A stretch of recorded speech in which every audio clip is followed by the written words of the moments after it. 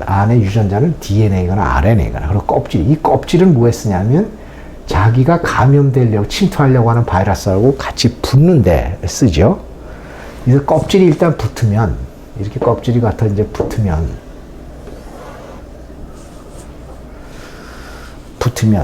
여기에 있는 유전자 물질이 이 붙고 난 다음에 구멍이 생겨서 일로 유전자 바이러스의 유전자 물질이 이 세포 내로 침투가 되죠. 그럼 이 자기네 유전자 물질을 이 세포에 있는 단백질을 만드는 그런 걸 이용을 해서 자기 나름대로의 여러 가지 2세의 그런 바이러스를 계속 만듭니다. 그뿐만 아니고 어느 정도 많이 만들어지면은 이 바이러스 이놈들이 또 바깥을 뚫고 나오죠.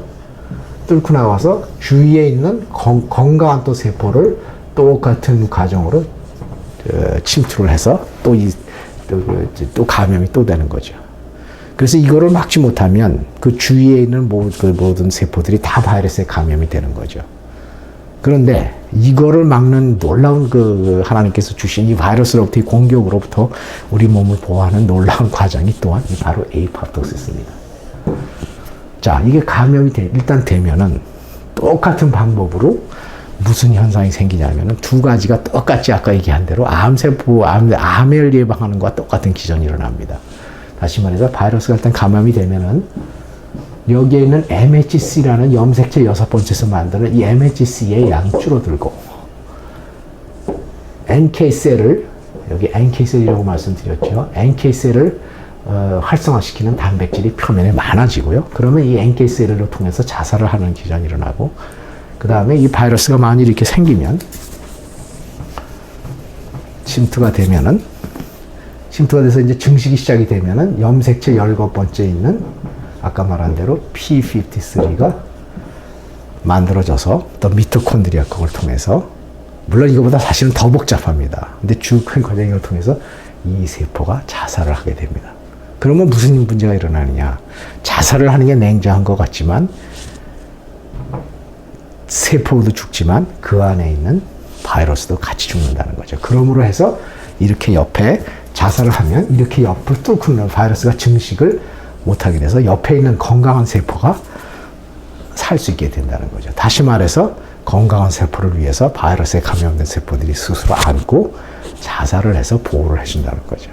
이게 인민 시스템의 놀라운 이 에이팝토시스라는 놀라운 하나님께서 우리에게 주신 건강을 우리 보호하는 바이러스나 바이러스부터 우리를 보호하고 암이 안 생기게 하는 아주 훌륭한 과정입니다.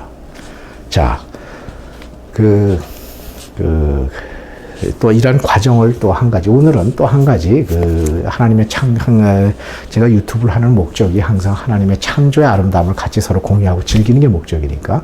자, 오늘은 창세기 1장 3절에 보면 하나님께서 우주를 만드시고, 천지를 만드시고, 그 다음에 1장 3절에 하나님께서 빛을 만드십니다.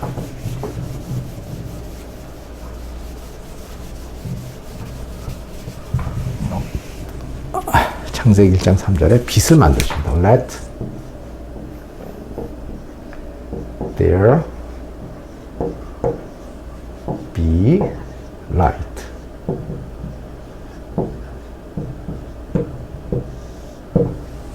빛이 있으라. 크리스찬이면 다 아는 얘기죠. 그런데 이 빛의 성질이 굉장히 이게 아름답고 흥미롭습니다. 사실은 이 많은 물리학자들이 근데 하여간에 이 빛의 성질이 굉장히 아름답고 그 중에 하나만 제가 오늘은 소개하고 마치도록 하겠습니다. 자, 이거를 얘기하기 위해서 한번 속도가 뭐냐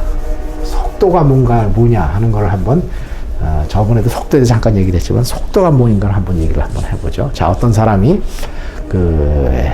뉴욕에서 LA로 비행기를 타고 한번 간다고 생각을 해보죠.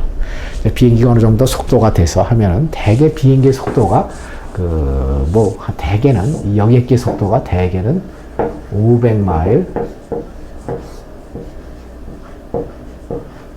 500마일보다 더 빠르게 달릴 수도 있고 500마일보다 조금 늦게 하지만 평상시에 공중에 떠 있어서 가는 속도가 한 이 정도 된다고 되죠. 자, 그러면 이 500마일 시간당 500마일을 가는 이 속도가 맞는 걸까? 물론 당연히 뉴욕에서 LA로 갈 때 500마일 per 시간당 500마일이 되는 거죠. 근데 이 속도는 사실은 지구에 있는 관제탑,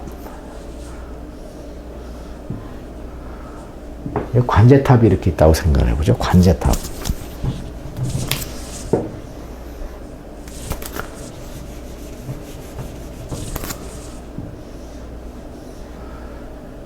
여기 관제탑에 있는 사람한테 속도입니다. 이거는. 제가 왜 이런 얘기를 하냐면, 자, 요번에는 관제탑한테 있는 사람의 비행기의 속도가 500마일, 시간당 500마일이라는 거죠. 자, 요번에는,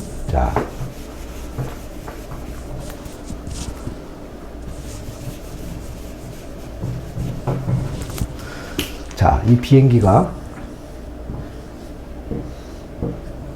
지금 뉴욕을 떠나서 LA로 가는데 500마일 per hour 시간으로 간다고 보죠. 자, 이번에는 똑같은, 이번에는 다른 비행기로 똑같은 방향으로 똑같이 500마일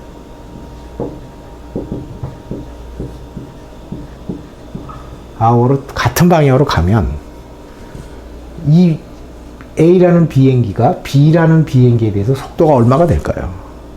이 속도는 제로입니다. 제로 마일 per hour.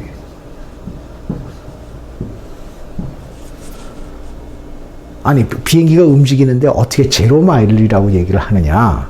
그게 말이 되느냐 하고 얘기하실 분들이 있을 거예요. 자, 그럼 한번 생각해 보시죠. 그럼 비행기 안에 타 계셔서 옆에 앉아있는 사람들, 아니면 옆에 있는 사람 승객을 한번 보세요. 그 사람이 본인에 대해서 속도가 얼마입니까? 하나도 움직이지 않고 있습니다. 이게 무슨 얘기냐면 제로란 얘기죠. 그래서 똑같은 속도로 따라가서 똑같은 방향으로 따라가면 속도가 제로가 된다는 겁니다. 자, 요번에는 똑같은 방향으로 가는데 방향 똑같은데 속도가 한 반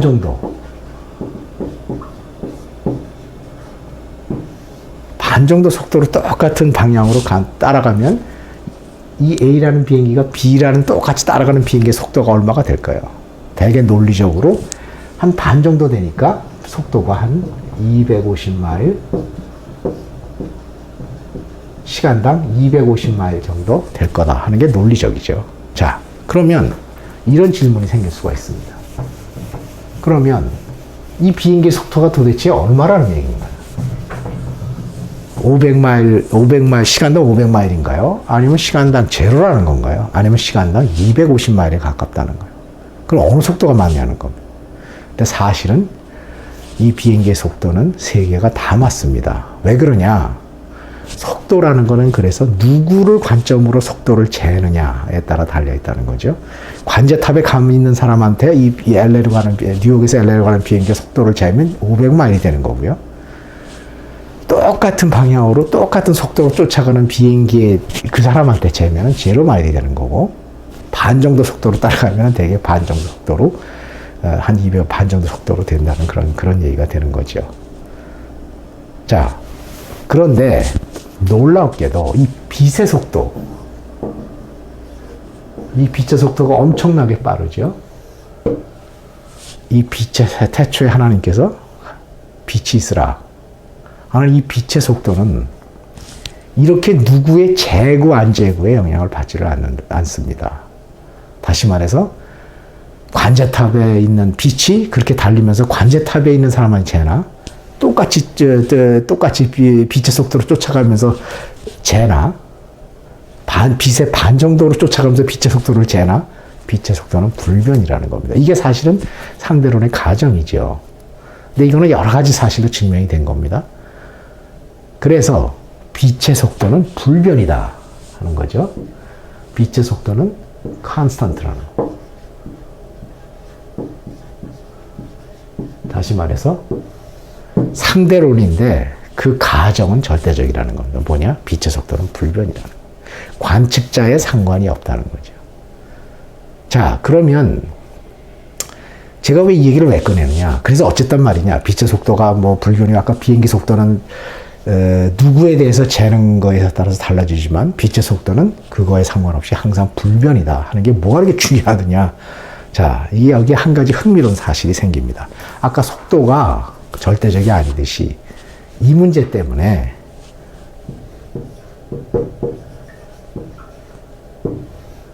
시간이 또한 절대적이 아니고 시간이 상대적이라는 겁니다. 제가 이렇게 얘기를 하면은 도대체 무슨 얘기를 하는 겁니까? 하는 질문하는 분들이 계실 거예요. 자, 그럼 그거를 잠깐 한번 알아보죠.